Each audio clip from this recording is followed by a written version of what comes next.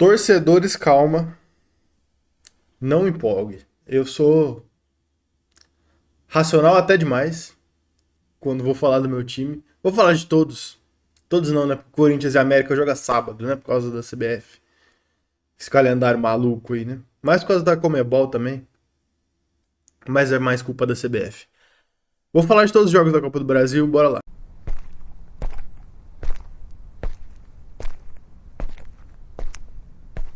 Antes, rapaziada, como sempre, deixa like, se inscreve, ativa sino, comenta alguma coisa, comenta o seu time, comenta seu nome, comentar já ajuda. O que você quiser, comenta sobre a rodada, se seu time classificou, se seu time nem tava. Comentar já ajuda, joga a gente lá para a página principal. Só um segundinho aqui, que eu tinha esquecido de botar os jogos na tela.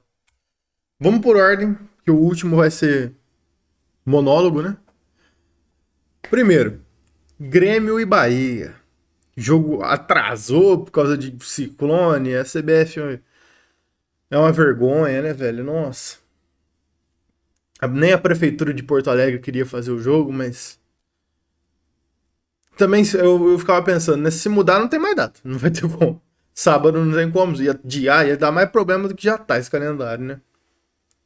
Se, por exemplo, a prefeitura de Porto Alegre não deixasse, fosse jogar, sei lá, em Caxias, tava com o ciclone também. Então, não tinha muito o que fazer. Felizmente a drenagem da arena do Grêmio é muito boa. Não atrapalhou muito o jogo. Atrapalhou os primeiros 25 minutos ali, ainda tava ruim o gramado. Depois ficou em condição de jogo mesmo. Do jogo, a única coisa ruim que teve, né? Os três jogos tiveram polêmica de arbitragem, né, velho? Os três jogos. O pênalti que o Marcos Felipe pega é. Assim, é indefensável falar que aquilo lá foi pênalti. O Cristaldo perde, o Marcos Felipe foi o melhor em campo, mesmo com a derrota. Que foi nos pênaltis, né? Mas mesmo com a derrota, foi o melhor em campo. Ele tá com nota 10 aqui. Ele só não conseguiu porque os pênaltis ainda. Quase que ele pega o do Reinaldo, né? Na disputa de pênalti. Ele encosta na bola que o Reinaldo bate muito forte e muito no canto. Se o Reinaldo tivesse batido um pouquinho pior, o Marcos Felipe tinha pego. Do jogo, os gols em si. Foi uma partida boa. Assim, primeiro e segundo tempo, o começo do segundo tempo. Mas os últimos 15 minutos foi coisa de malucos. Eu contei 3 bolas na trave. Uma defesaça do Grando, uma defesaça do Marcos Felipe. Os últimos 15 minutos foi loucura. Foi Copa do Brasil em sua essência, assim, como tem que ser. Jogão. Acho que do Grêmio vale destacar o meio. O meio de novo. O Vila Sante, além do gol, jogou muita bola. Cristaldo, apesar do pênalti, jogou muita bola. O Bitelo chovendo molhado. Foi. Não foi tão bem, mas ainda foi bem. Só que o pênalti, todo mundo vai lembrar do pênalti. Ele ainda perde o pênalti, podia ter garantido já a classificação antes. O gremista não precisava nem sofrer tanto. O Soares, na minha opinião, jogou mal. Tá com nota alta aqui, não sei porquê. Mais uma vez, não sei se eu tô esperando muito do Soares. Mais uma vez, para mim, jogou mal. As duas laterais, dessa vez, de novo, João Pedro dando um trabalho danado pro Rian. De novo.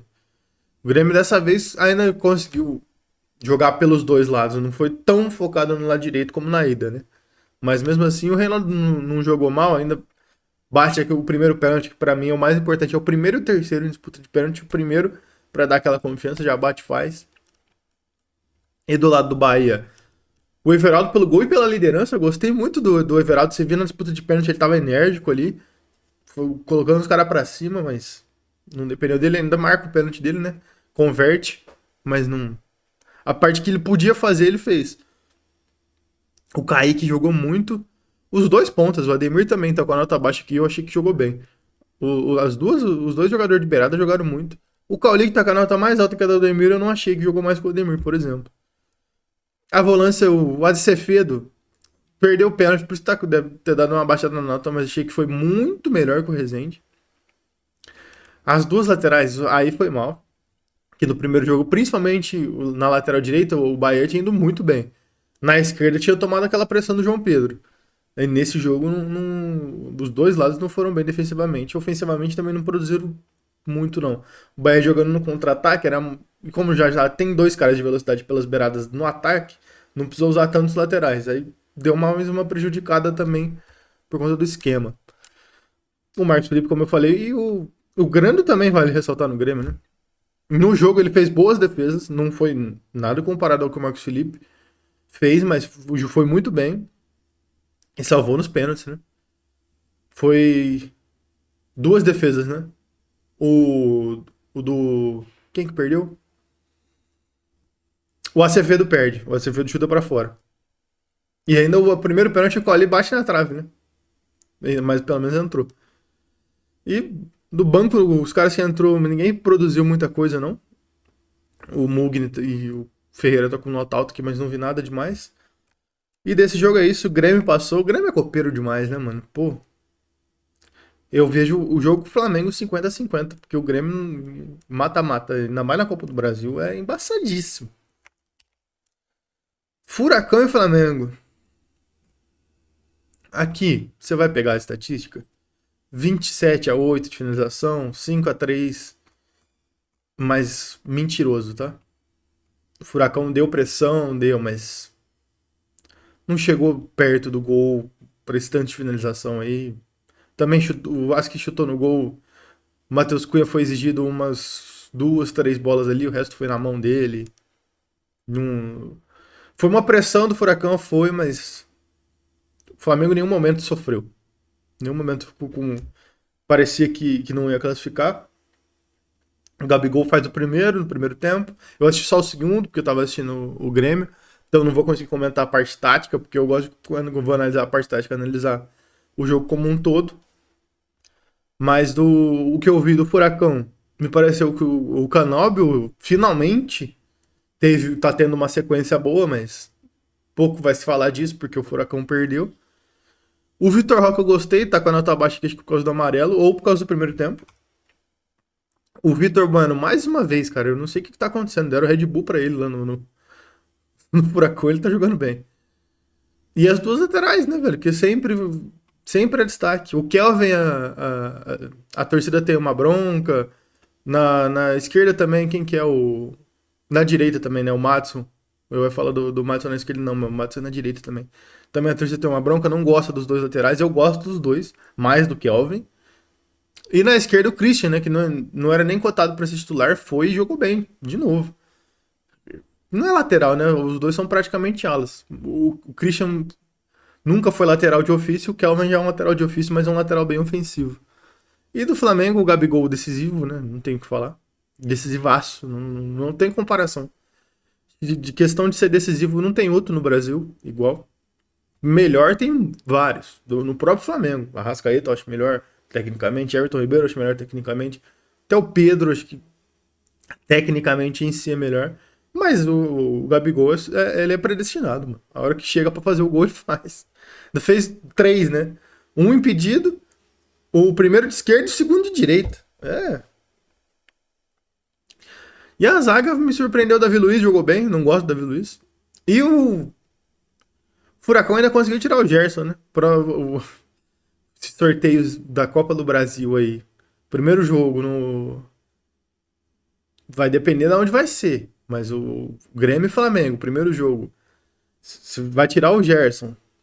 Quero ver o que o São Paulo vai fazer. O meio do Grêmio é a parte mais forte do time. Ele sem o Gerson, que é um cara que faz esse terceiro homem no meio com ele. Terceiro homem no meio de campo, que é o cara que volta pra compor, o cara forte fisicamente. Eu quero ver o que ele vai fazer. Repor o Gerson. Primeiro jogo, se for na arena, vai ser complicadíssimo do Flamengo. Palmeiras e São Paulo. Ah, rapaz. Nem eu imaginava que ia ser assim. O melhor cenário, primeiro empate. Ainda consigo ganhar lá. Com um gol roubado. Roubado do Caleri. Eu falo que tem coisa que só marca no futebol brasileiro. O pênalti lá, que todo o Flamengo reclamou demais do Rios, pra mim não foi pênalti, porque aquilo lá só se marca no futebol brasileiro, aquele tipo de pênalti. Pra mim não foi. Esse do Diego Costa, acho que nem no futebol brasileiro se marca aquele tipo de falta. Que falta, né? O cara encostou, cara. Achei falta do Luciano naquele lance que toda a torcida do Palmeiras tá reclamando. Achei falta. Amarelo. Pelo critério do jogo que tava. Se fosse no finalzinho ali, antes vai, na verdade, depois dos 35, 30 minutos do segundo tempo, que aí o Daronco começou a amarelar, seria falta pra amarelo. O critério que ele tava usando antes, acho que não seria pra amarelo. Então, ele dá. Ele não deu falta realmente, mas acho que ele não daria amarelo. Mas poderia dar. Aí é critério do Daronco, que a gente viu que era um critério meio maluco, né? Pelo menos, puto, pior que eu ainda elogiei antes, né? O Wilton Pereira Sampaio e o Daronco. Quando eu falei que do Klaus que foi mal lá no primeiro jogo no Morumbi, ficou amarrando o jogo, não gosta de árbitro que amarra. O Daronco não amarra. Mas também foi mal demais esse jogo aí. Ainda é um dos melhores árbitros do Brasil, mas o nível tá tão baixo que os melhores são ruins. O Wilton, que é o que eu sempre falo que é provavelmente o melhor hoje, tá? Foi mal no jogo do Grêmio do Bahia, aquele pênalti que ele deu inadmissível. Do jogo de São Paulo, do Palmeiras, assim, o Everton está oscilando para baixo, mas ainda é o Everton, ainda é tecnicamente o melhor goleiro do Brasil. O Mike jogou bem, tá com a nota baixa por causa do amarelo, mas o lado direito do Palmeiras fez um bom primeiro tempo. Um bom primeiro tempo não, os bons primeiros 30 minutos. Perfeitos. Tanto o Mike quanto o Dudu.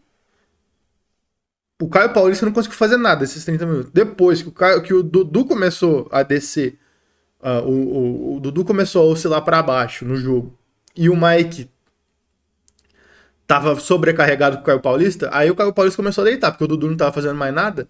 Aí o Caio Paulista dominou o lado esquerdo para ele. Dos 30 do primeiro tempo pra frente, resultou no gol dele por esse lado aí. Aí numa falha do Mike, eu achei mais falha do Luan do que do Mike. Pô, não tinha muito o que o Mike fazer. Ele tinha que cabecear a bola de costa com muita força pra tirar ela. Achei. Dava pra tirar, dava. Só que ele teria que estar primeiramente posicionado melhor. Mesma coisa do Rafael. Não foi frango, primeiro. Quem fala que é frango é errado.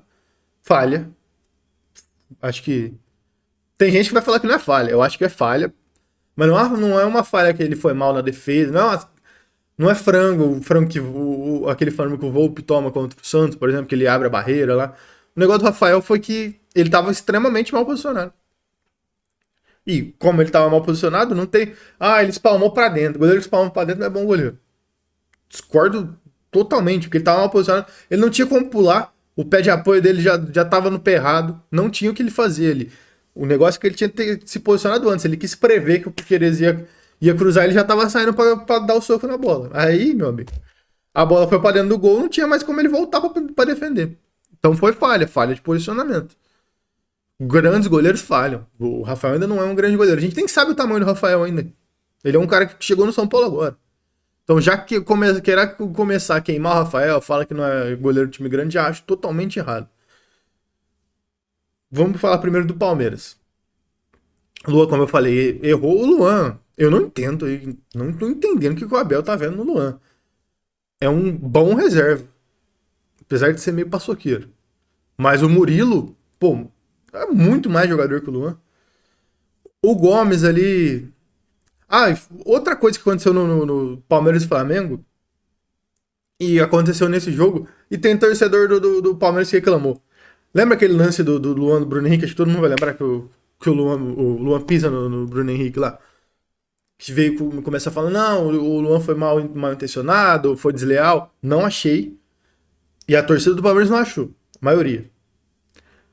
Aí, no mesmo jogo, aconteceu o lance do Nestor com o Gustavo Gomes, eu vi torcedor do Palmeiras falando que ele foi desleal. Sendo que foi a mesma coisa do Luan no Bruno Henrique. O Nestor tava olhando pra outro lado. Nada a ver, cara. Nada a ver. Nada a ver. Não tem como falar que ele foi desleal naquele lance que ele pisa sem querer no Gomes. O Piquerez é um. Pô, esse jogo ele foi um coitado. Porque o lado esquerdo do Palmeiras não fez absolutamente nada. Ele ainda consegue achar um gol. E. Não sofreu na marcação, porque era o Rato e o Rafinha, né? Do lado direito. Quem mais sofreu foi o Mike. O São Paulo foi bem pelo lado esquerdo. Mas é. Esse aí foi o melhor em campo do Palmeiras disparado e sofreu demais. Porque o resto do time, ninguém jogou perto do que ele jogou ontem. Richard Rios. Achei que foi mal demais, mal demais. Mal demais, assim. Quando o Richard Rios veio, eu achei que seria uma boa reposição, não seria do mesmo nível do Danilo nunca. Óbvio, óbvio. O Danilo é um cara para futebol brasileiro nota 9,5. O Richard Rios eu achava um cara nota 7,5. Mas agora dá pra ver que o Richard Rios é um cara nota 5. E se bobear nesse time do São Paulo, ele seria titular, porque de técnica ele tem mais que o Alisson. O Alisson é muito raçudo, tá jogando muito. Principalmente nessa função nova que o Dorival achou pra ele. Zé Rafael, acho que depois do Piqueires foi o melhor. O Veiga, não entendo essa nota alta. O Veiga não jogou absolutamente nada. O Dudu, como eu falei, os 30 minutos jogou bem, depois oscilou pra baixo e eu não teria tirado o Dudu nunca. Não entendi porque o Abel tirou o Dudu. Não entendi. O Dudu ainda. Ele botou o Luiz Guilherme, moleque da base. Beleza, bom, ótimo de bola, mas o Dudu ainda é o cara mais decisivo do Palmeiras, é o Dudu. O cara que mais teria uma chance de fazer um gol ali, pra mim, achar um gol era o Dudu. O Rony jogou muito mal, né? Tô vendo muito palmeirense também pegar pesado com o Rony. O Rony foi peça fundamental nos dois últimos títulos de Libertadores, no título brasileiro do Palmeiras. Não vejo motivo pra também crucificar o Rony agora. Se eu fosse palmeirense, não crucificaria. O Endrick esperava mais, principalmente que ele, na parte física dele ali. A zaga do São Paulo deu um banho de força no Endrick. O Endrick, daquele tamanho, forte pra caramba, trombava e caía toda hora. Batia na massa dos caras do São Paulo e caía. O Calera é a mesma coisa também no São Paulo, né? O Calera jogou bem, merecia ter feito gol mal anulado, que tiraram um gol dele, que era merecidíssimo. Mas também na parte física tava tomando trombada toda hora. Achei a partida do Endrick e do Calera. Se o Calera tivesse validado o gol, seria obviamente uma partida melhor. Mas o Endrick, a bola não chegou, a parte do pivô ele não conseguia fazer, porque tava tomando trombada e caindo toda hora. E a parte sem bola ele foi bem. Então, acho que a nota dele tá muito justa aqui. Jogou mais que o Rony Dudu, contando o jogo como um todo, com certeza. Do São Paulo, o Rato só tem a bola parada. Ele foi muito bem na bola parada, mas tiraram o gol dele, ou a assistência dele. O Caleri, como eu falei. O Luciano, me irrita esse negócio de chilique, me irrita esse negócio de reclamar, me irrita. Ainda vi torcedor elogiando. Ah, se já tava difícil com o Palmeiras reclamando, pressionando a arbitragem, tinha que ter um cara igual o Luciano. Não tinha. Cara, me dá um ódio, bicho. Esse negócio de reclamação, de chilique. Chilique me dá mais do que reclamação. Porque o Rafinha também é chato de reclamar, mas não fica dando chilique. O Rafinha até eu consigo engolir. O Luciano com chilique me irrita. O Nestor, mais uma vez, vai se esquecer a boa partida do que o Nestor fez. Porque o Nestor só é bom quando ele dá assistência ou quando ele faz gol. Ele jogou muito bem. Ainda conseguiu dar umas escapadas, umas arrancadas que nem é característica dele. Só que no segundo tempo eu não entendi por que o Dorival demorou pra botar o David. O São Paulo jogando no contra-ataque. A gente só tem um jogador de velocidade no elenco, de ponta de velocidade, que é o David, e o David não jogou. Demorou pra entrar, ainda fez, quando entrou fez o gol. Alisson e Neves. O Neves fez um 6.4 aqui, tá doendo em mim ver esse 6.4 do Neves aqui. Pra mim jogou muita bola. Muita bola. Um dos motivos do meio do Palmeiras não ter funcionado foi o Neves. E o Alisson também. O Alisson jogou menos que o Neves ainda com a bola, como sempre. O Neves com a bola é da dupla de volantes, ele é importantíssimo. Saída de bola, lançamento. Ou um cara que ele joga de cabeça alta, não fica correndo pra baixo. Nessa parte técnica ele sempre foi bom. Até antes da gente contratar, a gente sabia que ele teria essa parte. A gente não sabia que ele teria a marcação. O único problema é que ele vai com muita sede ao pote, né? Ele dá bote errado, toda hora quer dar carrinho. Dessa vez funcionou. Mas muitos jogos não funcionam. Se ele melhorasse nisso, ele seria excepcional, né? A bobear não estaria nem no São Paulo, porque seria um volante de outro nível. E o físico, né? Difícil jogar 90 minutos o Neves. Ainda mais São Paulo, quarta domingo, né? O Rafinha, mais uma partida. O Rafinha melhorou muito, né? Desde a volta da data FIFA, tirando o jogo contra o Cruzeiro, o Rafinha melhorou demais. Oscilou. Quando ele chega bem. Aí, desde quando pega o Palmeiras na final do Paulista, lá que toma aquele 4x0, aí ele oscila pra baixo. Aí começou a pegar o ritmo de novo. Aí o Igor Vinícius e o Moreira começam a jogar na direita, ele oscila pra baixo de novo. Aí fica dessa oscilação pra baixo até o Campeonato Paulista, né? Aí depois, agora com o Dorival, ele começou a oscilar pra cima de novo. Torcer pra ele ficar pouco, pelo menos, nessa fase boa aí. A zaga, principalmente o Arboleda, excepcional. O Arboleda, excepcional. A partida do Arboleda foi de cinema. Palmeiras cruzando bola aérea, ele tirava todas. O Diego também. Mas o Arboleda mais. O Arboleda na bola aérea defensiva, acho que é um dos melhores zagueiros do Brasil. Na bola aérea defensiva, acho que é indiscutível. O Diego, na saída de bola, ajudou bem mais com o Arboleda. Porque quando saía pela esquerda, dava pra ficar um pouco mais seguro, porque o Arboleda, além de tudo do passado, né, com o Palmeiras, jogos passados que a gente. Ele é um cara que nunca teve uma saída de bola boa. E o Caio, melhor em campo, sem dúvida, sem sombra de dúvida. Além do gol, quase faz aquele gol que o Everton faz uma defesa. Também foi em cima dele, mas ele dá um. Poder ter. Seria falha se ele não toma, se ele toma aquele gol, mas. Só dele ter feito aquela arrancada, deu. O Luan sofreu demais, o Mike sofreu demais com o Caio Paulista. É porque o Dudu oscilou. Ainda bem que o Dudu oscilou o Caio ter feito esse jogo aí. Porque se o Dudu jogo que ele jogou naqueles primeiros minutos ali, a pressão que ele vinha fazendo na parte tática ali, seria difícil do Caio ter tanta escapada ali. E o Rafael não fez nenhuma defesa difícil, tomou aquele gol. Mas eu não vou nem falar do Rafael, porque, como eu falei, eu não quero queimar o cara por causa de um jogo. Eu acho totalmente errado você queimar o cara por causa desse jogo. E o Rafinha vale também ressaltar a parte da liderança ali no vestiário. Falou até na transmissão. Ele tava motivando os caras ali no vestiário, pô. Muito se deve à energia também, né? Do Dorival e do Rafinha. Esse jogo acho que representa muito. O Rafinha finalmente sendo esse capitão que a gente esperava que ele seria, né? Porque era uma liderança muito de vestiário, parecia que não transparecia tanto pro torcedor, e agora transparece. E o Dorival é nota 10, né? O Dorival é a nota 10 do ano. É, é um cara de primeira prateleira, é um cara de nível de Abel, é um cara de nível São Paulo. O Dorival tá nesse nível. Apesar de ser subestimado, tá nesse nível. Não tem o que falar. Mas desde 2017, lá naquela passagem do São Paulo, lá que ele tira o São Paulo do rebaixamento com o Hernandes, que ficou. Parecia que 90% era do Hernandes, de ter livrado o São Paulo do rebaixamento, não era do resto do elenco. O Dorival foi o segundo mais importante, depois do Hernandes era o Dorival. O Dorival monta um esquema em volta do Hernandes, um esquema propositivo, não queria jogar reativo, e acabou dando certo. Dos caras que entrou, o David fez o gol, o Mendes, infinitamente melhor que o Luan. O Luan, não sei o que tá acontecendo, cara. Ele tem que fazer a dieta do LeBron James lá. Ele tá sem físico nenhum. Totalmente um Luan diferente do que a gente via há 2 anos atrás. Assim. Ainda o São Paulo renova por uma bala, contrato longo. Se tivesse renovado por um ano, estaria bom. Tanto que renovou, mais uma incompetência da gestão, né? Falando da gestão, antes. Ai, ai, ai. Para os que confiam no trabalho, obrigado e continuamos juntos. Para os que vivem para criticar, com o perdão da palavra, dane-se. Senhor Carlos Belmonte, né? Ah, eu não vou nem. Eu olho pro Carlos Belmonte e já aparece a mensagem do advogado que não se atreva, né? Porque se eu falar o que eu penso do Belmonte, acho que eu sou preso, né? Então, incompetente e ilegal, né? Porque ilegal no cargo todo mundo sabe que ele tá. Esse palhaço aí, né? Todo mundo sabe que ele tá.